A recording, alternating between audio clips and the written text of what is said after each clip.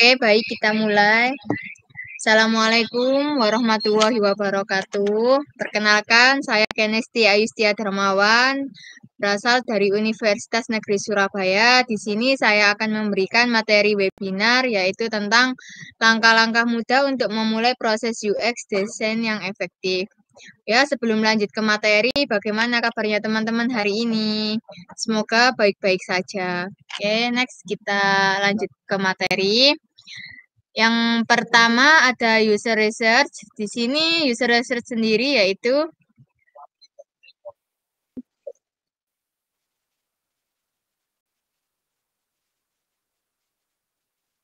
Oh ya, terima kasih sudah mengingatkan.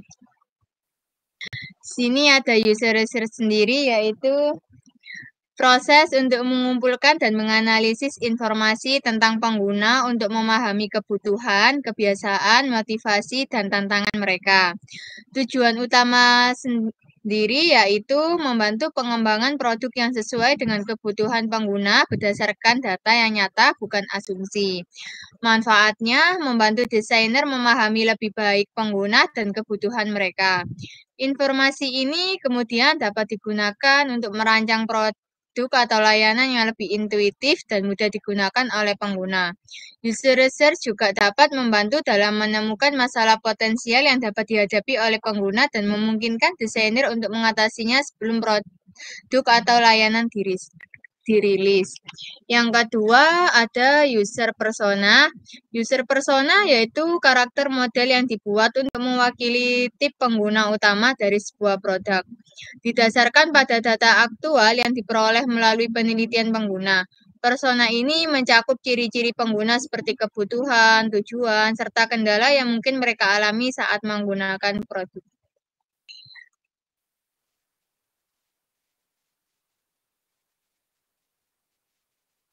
Yang ketiga ada information architecture, yaitu proses mengatur dan menyusun konten dalam produk digital, seperti situs web atau aplikasi, agar pengguna dapat menemukan informasi dengan mudah.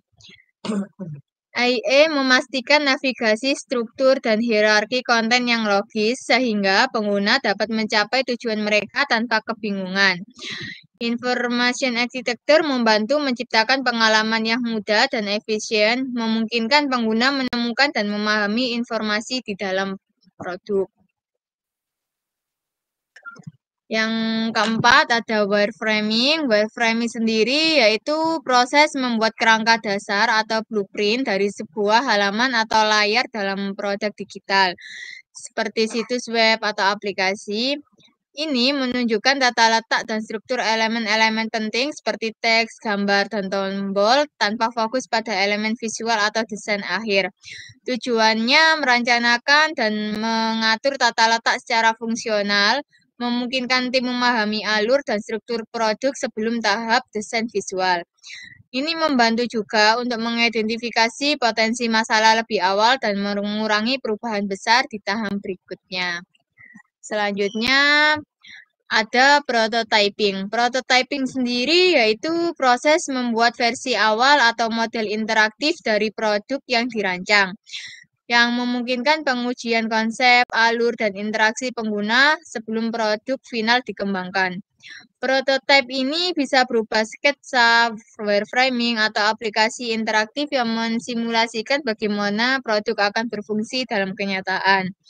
Prototype juga memungkinkan pengguna untuk menguji dan memberikan umpan balik pada desain produk, sehingga desain dapat ditingkatkan untuk memenuhi kebutuhan pengguna.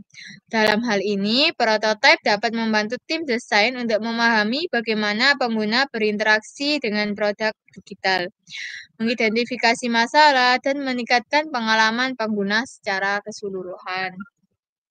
Nextnya, untuk user testing. User testing yaitu proses menguji produk atau prototipe dengan pengguna asli untuk mendapatkan feedback tentang pengalaman mereka saat menggunakan produk tersebut.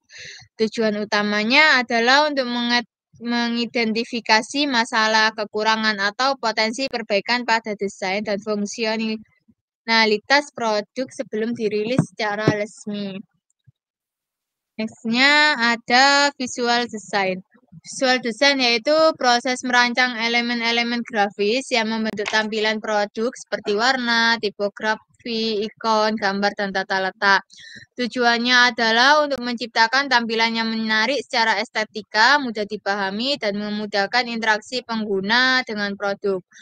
Terus juga manfaatnya ada visual design tuh, jadi kita tuh bisa nyatuin dari awal warna mau yang dipakai apa, fontnya, terus icon-iconnya juga. Jadi kita tuh tidak kebingungan kayak nanti kita mau pilih mau pakai warna A, kemudian di frame selanjutnya beda warna meskipun sama-sama contohnya warna biru dan warna biru pun banyak macamnya tuh.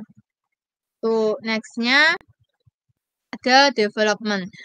Development sendiri yaitu tim pengembang akan mulai mengembangkan produk dan mengimplementasikan desain. Tujuannya yaitu untuk menghasilkan produk digital yang dapat berfungsi dengan baik, responsif, dan dapat diakses oleh pengguna.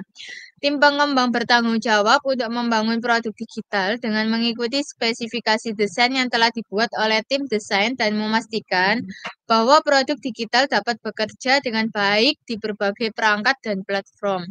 Dalam praktiknya, development dapat dilakukan dengan berbagai teknologi dan bahasa pemrograman. Tergantung pada kebutuhan dan platform yang digunakan, beberapa bahasa pemrograman yang umum digunakan dalam pengembangan produk digital di antara lain yaitu ada HTML, CSS, JavaScript, dan PHP. Selanjutnya yang terakhir ada launch, yaitu produk siap diluncurkan ke publik setelah tahap development selesai dan produk telah melalui serangkaian pengujian dan evaluasi. Tujuan dari peluncuran adalah memastikan bahwa produk digital yang dibuat dapat diterima dengan baik oleh pengguna dan dapat memenuhi tujuan UX desain yang telah ditetapkan. Peluncuran juga merupakan kesempatan untuk menguji kinerja produk digital di lingkungan nyata dan menerima umpan balik dari pengguna. Nah, terima kasih. Mungkin dari teman-teman ada yang mau ditanyakan?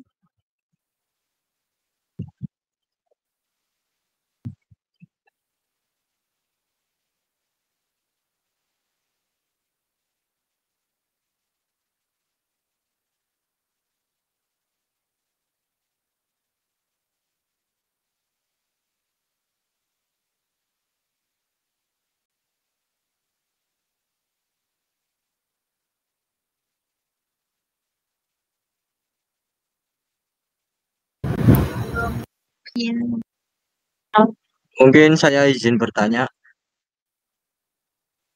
Ya, silakan. bagaimana peran API dalam interface arsitektur dan mengapa API penting dalam pengembangan aplikasi modern? Sekian, terima kasih.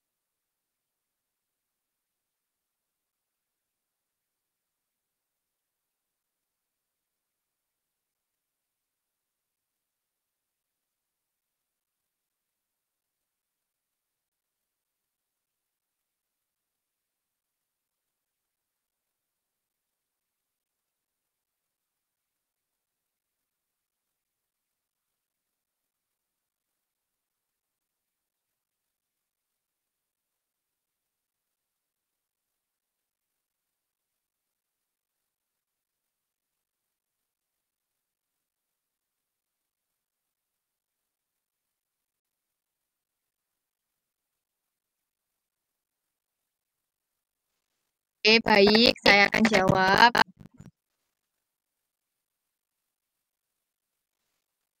Application Programming Interface memainkan peran